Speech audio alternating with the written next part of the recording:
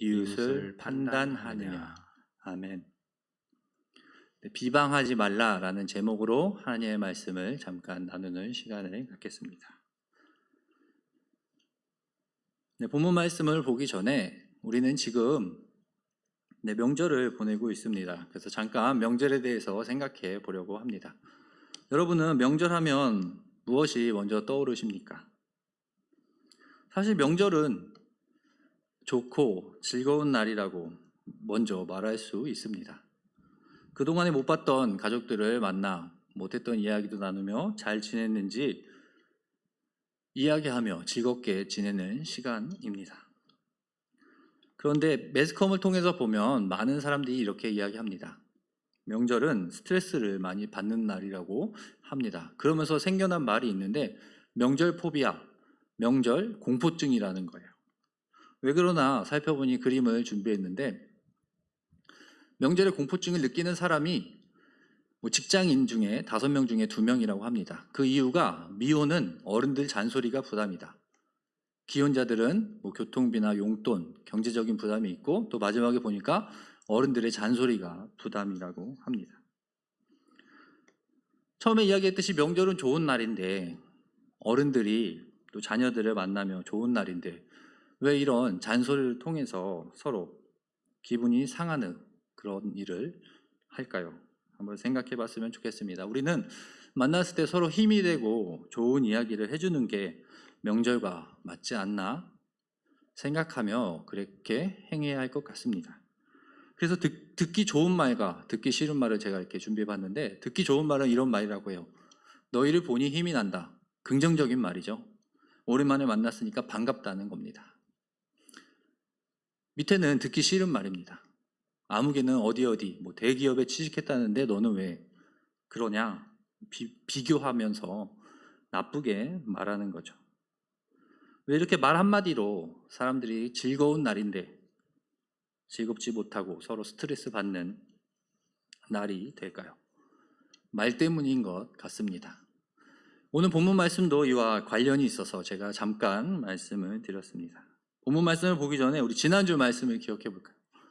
지난주에 4장 8절 말씀 먼저 함께 읽겠습니다. 시작. 하나님을 가까이 하라. 그리하면 너희를 가까이 하시리라. 죄인들아 손을 깨끗이 하라. 두 마음을 품은 자들아 마음을 성결하게 하라. 여기서 두 마음을 품은 자들 어떤 자들이라고 하였습니까? 기억이 나십니까? 하나님께서 친구, 그 이미지를 가지고 설명해 주셨어요. 뭐라고 설명하셨냐면 세상과 친구된 자들은 하나님과는 원수된 자들이라고 하였습니다. 그러니 우리는 어떻게 해야 합니까? 세상과 친구하기를 힘쓰지 말고 하나님과 더 가까이지기를 힘쓰라고 말씀하신 겁니다. 그러니까 두 마음을 품었다는 것은 세상과 하나님 그 사이에서 갈팡질팡하는 사람들에게 말씀하신 것이에요. 마음을 성결하게 해라. 더 이상 그 가운데에서 고민하지 말고 나에게 와라. 내가 너희와 가까이 하겠다. 이렇게 말씀하신 겁니다. 친구 이미지, 친구 비유를 가지고 설명해 주신 것이지요. 그리고 마지막에 뭐라고 말씀하셨냐면 이렇습니다. 하나님은 겸손한 자, 또 회개하는 자를 높이신다고 하였습니다. 그렇죠. 하나님 앞에 회개하면 그를 하나님의 자녀로 삼아주신다고, 또 겸손한 자를 높여서 하나님의 자녀로 삼아주신다고 하였습니다. 그러고 나타나는 말씀이 11절 말씀입니다. 오늘 본문 말씀 함께 읽겠습니다. 시작. 형제들아 서로 비방하지 말라. 형제를 비방하는 자나 형제를 판단하는 자는 곧 율법을 비방하고 율법을 판단하는 것이라. 내가 만일 율법을 판단하면 율법의 준행자가 아니요 재판관이로다. 이 본문 말씀이 좀 길어서 제가 세 부분으로 나눠서 또 살펴보려고 합니다. 먼저 무엇을 하지 말라고 말씀하셨냐면 서로 비방하지 말라라고 말씀했습니다. 이게 무슨 뜻이냐? 사전적으로 보면 비방하지 말라. 헬라어에는 어떻게 나와 있냐면 악하게 말하지 말라입니다. 그러니까 악의를 가지고 상대방 서로 말하지 말라는 것입니다. 악의를 가지고 말하지 말라. 그리고 그 다음 부분 한번 보겠습니다. 제가 읽으면 형제를 비방하는 자나 형제를 판단하는 자는 곧 율법을 비방하고 율법을 판단하는 것이라고 말합니다. 여기서 궁금증이 있죠. 형제를 비방하는 것과 율법을 비방하는 게 무슨 차이가, 무슨 상관이 있는지 알아봐야 합니다. 근데 여기서 판단하지 마라, 이 부분을 먼저 보고 보겠습니다. 여러분 기억나는 말씀이 있나요? 산상수훈에서 우리가 순서대로 봤었는데 비판하지 말라고 예수님께서 말씀하셨잖아요. 근데 그게 어떤 의미라고 했어요? 비판하지 말라? 상대방의 잘못, 다음 보면 이렇습니다. 상대방의 잘못, 행동을 비판하지 말고 그들의 잘못을 눈 감아주고 선과 악을 분별하는 것을 금하라. 이런 말씀이라고 했습니까? 아닙니다. 이런 말씀이 아니고 비판을 어떻게 설명할 수 있냐면 검열하다, 판단하다, 더 말하면 재판하다, 이런 의미라고 하였습니다. 그리고 다시 마태복음 7장 2절의 말씀을 보면 더 의미를 알 수 있습니다. 이건 함께 읽겠습니다. 시작. 너희가 비판하는 그 비판으로 너희가 비판을 받을 것이요 너희가 헤아리는 그 헤아림으로 너희가 헤아림을 받을 것입니다. 무슨 말이냐면 우리가 어떠한 법이라고 하면, 어떠한 규칙이라고 하면 그것을 가지고 우리를 판단하면 똑같은 규칙으로 우리를 판단을 받을 것이고, 또 우리가 어떠한 기준으로 누구를 용서해주면 그 용서함으로 우리도 용서함을 받을 것이라는 말씀입니다. 그러니까 이것은 법적인 재판과 관련이 있는 용어입니다. 우리에게 법적인 재판이 생각나게 합니다. 법적인 용어라는 것이죠. 그래서 제가 사진을 준비했는데 판사들의 사진을 가져왔습니다. 미스 함무라비라는 드라마에서 나온 사진들인데, 판사는 그럼 어떤 일을 합니까? 판사가 하는 일은 그 사람이 죄가 있는지 없는지, 그가 유죄인지 무죄인지 그것을 판단하는 일을 합니다. 그럼 오늘 본문 말씀을 보니 판단하다, 비판하다 이러한 것들이 법적인 용어와 관련이 있다고 하였습니다. 이것을 생각하면서 다시 한 번 더 읽으면 형제를 비방하는 자나 형제를 판단하는 자는 곧 율법을 비방하고 율법을 판단하는 것이라고 말씀합니다. 이것의 의미를 살펴보겠습니다. 이런 말씀입니다. 우리는 상대방을 비방하고 비판할 자격이 없다는 것입니다. 이 일은 율법에 따라 재판관이 하는 것이라는 거죠. 재판관, 판사, 이러한 일들을 하는 사람들이 따로 있다. 우리는 그러할 자격이 없다라고 말씀하는 겁니다. 이러한 이해로 11절 마지막 저 부분을 보면 이해할 수 있습니다. 뭐라고 말씀하냐면 내가 만일 율법, 곧 형제를 판단하면 너희가 율법의 준행자가 아니요 재판관이로다. 이게 무슨 말씀입니까? 우리가 누구냐는 거예요. 우리는 누구냐? 우리가 사람을 판단하는 자냐 아니냐. 그래서 우리가 재판관인가, 우리가 율법을 지키는 자인가 생각해 보라고 말씀하는 거죠. 그래서 그림도 준비했습니다. 판사 그리고 피고인이 있는데 여러분은 우리가 어떠한 일을 하는 사람이라고 생각하십니까? 우리가 어떤 사람의 잘못을 보고 그 잘못을 판단하는 자라고 생각하십니까? 그것을 생각해 보라는 것이지요. 오늘 본문 말씀은요. 그 답에 대해서 12절에 나타납니다. 12절은 함께 읽겠습니다. 시작. 입법자와 재판관은 오직 한 분이시니 능히 구원하기도 하시며 멸하기도 하시느니라. 너는 누구이기에 이웃을 판단하느냐. 앞에서 봤던 11절에 대한 대답이기도 합니다. 이것도 세 부분이라 우리 살펴보려고 합니다. 한 부분씩. 먼저 입법자와 재판관은 오직 한 분이시라고 하였습니다. 누구를 말하는 거냐면은 바로 재판관은 하나님을 의미합니다. 그리고 준법자, 그 율법을 지키는 자는 사람을 뜻하는 것이지요. 지난주에는 성경 말씀이 어떤 비유를 가지고 설명했습니까? 우리에게 처음에 기억나시나요? 가늠하는 여인들아 이렇게 시작했잖아요. 그게 정말로 가늠한 여인들이 야고보가 쓴 이 편지를 읽는 사람 중에 있어서 이렇게 한 것이 아니라 하나님과의 관계 속에서 하나님의 말씀을 듣다가 하나님을 버린 자들을 가늠한 여인들이라고 표현한 것이라고 하였습니다. 그러니까 하나님과 하나님의 백성의 관계를 부부 관계로 설명을 한 것이라고 하였습니다. 또 아까는 세상의 벗, 세상의 친구, 이것은 하나님과 우리의 관계를 친구 관계로 설명하였습니다. 그렇죠. 근데 이번 부분은 하나님과 우리의 관계를 재판관과 법을 지키는 자, 그러한 비유로 설명하는 것입니다. 왜 이렇게 비유로 설명한다 그랬죠? 우리가 하나님을 설명하는데 그 일이 어렵다고 하였잖아요. 그래서 하나님께서 어떻게 보면 우리에게 쉽게 이해할 수 있도록 우리가 하나님과 어떠한 관계인지 부부 사이를 통해서 또 친구 사이를 통해서 이번에는 재판관과 법을 지키는 사람, 그러한 비유로 우리에게 설명해 주시는 겁니다. 오늘은 하나님은 우리의 재판관이고 우리는 그 법을 지키는 자들이라고 설명하고 있습니다. 여기서 잠깐 우리 세상 법에 대해서 잠깐 살펴보려고 합니다. 법과 관련되어서요. 보면 법은 법의 특성 중에 법의 불완전성이 있습니다.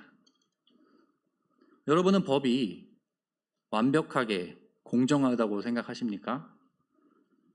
사실 그렇지 않다는 것을 법은 다 인정하고 있습니다. 그 예로 하나는 이것입니다. 어떠한 것이 범죄입니다. 이렇게 법을 정하면 악한 사람들이 그 법을 빠져나가려고 그 법에 걸리지 않는 정도의 잘못된 일들을 많이 합니다. 그럼 그것을 알고 법을 계속해서 개정하는 것이지요. 점점 그물을 촘촘하게 해서 잘못된 일들이 빠져나가지 못하게 하는 겁니다. 그러니까 이 법은, 세상의 법은 진리가 아니에요. 계속 변한다고 할 수 있습니다. 그래서 지난주에 사진을 보여드렸는데 우리가 누군가가 죄가 있다고 할 때에 심증이나 그런 걸로는 할 수 없다고 하였습니다. 분명한 증거가 있어야지 그 사람이 죄가 있다고 선언할 수 있다고 하였습니다. 그 이유는 우리가 이러한 재판을 세상 법정에서는 사람이 하기 때문입니다. 사람이 하니까 실수를 할 수 있으니까 완벽한 증거가 있어야지 어떤 법을 실행하는 것이죠. 그러나 우리의 참 하나님은 사실 그러한 재판을 할 수 있는 분은 하나님뿐이라는 거예요. 완벽하신 하나님만이 이 땅에서 사람들에게 죄가 있다 없다를 할 수 있다는 것이죠.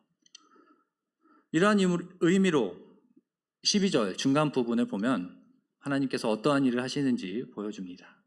빨간색으로 제가 칠해 보았는데 하나님은 능히 구원하시기도 하시며 멸하기도 하시느니라. 하나님은 마지막 때에 하나님을 믿지 않는 자들에게 영원한 벌을 내리시고 또 하나님을 믿는 자들에게는 영원한 생명을 주신다고 하였습니다. 그러한 일을 할 수 있는 분은 바로 하나님뿐입니다. 그래서 오늘 말씀의 의미를 한 번 더 살펴보면 비방하지 말라, 이것은 우리는 상대방을 비판하고 비판할 자격이 없다라는 것입니다. 그 말씀을 계속 기억하면서 살펴봐야 합니다. 그러면서 11절 마지막에는 우리가 누구냐고 했잖아요. 우리가 재판관이냐 법을 지키는 자냐. 이것도 마찬가지입니다. 12절 마지막 부분에 너는 누구이기에 이웃을 판단하느냐. 네가 누군지 살펴보라는 겁니다. 우리는 법을 판단하는 재판관이 아니라 법을 지키는 사람들이라는 거죠. 하나님께서 판단하는 일은 하시니 우리가 누구인지 깨달으라는 것입니다. 그러니 오늘 2절의 말씀의 의미를 살펴보면 이렇습니다. 하나님을 재판관으로 우리는 준법자로 비유하고 있습니다. 우리는 법을 지키는 자들이지 판단하는 자들이 아닙니다. 오직 하나님만이 그 일을 하실 수 있습니다.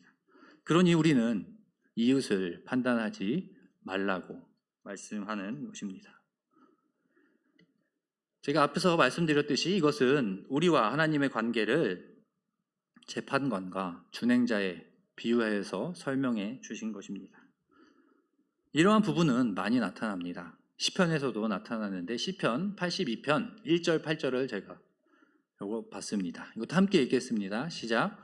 하나님은 신들의 모임 가운데에 서시며 하나님은 그들 가운데에서 재판하시느니라. 하나님이여 일어나사 세상을 심판하소서. 모든 나라가 주의 소유이기 때문입니다. 그렇습니다. 그 일을 할 수 있는 것은 오직 하나님이라고 말씀합니다. 그 이유가 뭐라고 말씀하세요? 하나님이 이 땅을 다 만드셨기 때문에, 또 율법도 만드셨기 때문에, 율법을 만든 그분이 사람들을 죄 있다 없다 재판할 수 있고 심판할 수 있다는 것이죠. 그러니 우리는 그러한 일을 할 수 없다는 것입니다. 이웃을 상대로 그들이 죄가 있다 없다를 할 수 없다고 말씀하는 것이죠. 오늘 본문 말씀을 가지고 생각해 보려고 합니다. 우리가 상대방을 비방하고 판단한 적은 있는가 생각해 보면 좋겠습니다. 근데 사실 우리는 이러한 일들을 잘못된 것이 알지만 여러 번 행했습니다. 개인의 소견, 개인의 감정을 가지고 우리는 이 사람의 죄를 드러내며 또 이 사람이 잘못했다고 말할 때가 있었습니다. 사실 그러한 일들은 인간적이라고 할 수 있는데 어떻게 보면 인간의 그것도 나약함과 악함 때문입니다. 예를 들면 이런 것입니다. 나하고 친한 사람이 나에게 뭐라고 하면, 내가 좋아하는 사람이 뭐라고 하면 그것은 그냥 넘어가면서 나와 친하지 않은 사람 혹은 나보다 미천한 사람이 나에게 뭐라고 하면 더 화를 내는 그러한 것도 마찬가지이죠. 그러니 오늘 말씀은 우리에게 이렇게 말씀하는 것입니다. 우리가 판단하여서 편견을 가지고 상대방을 대해서는 안 된다는 것입니다. 우리는 재판관이 아닙니다. 그래서 오늘 말씀을 통해서 편견을 가지지 말고 사람들을 사랑하라고 말씀합니다.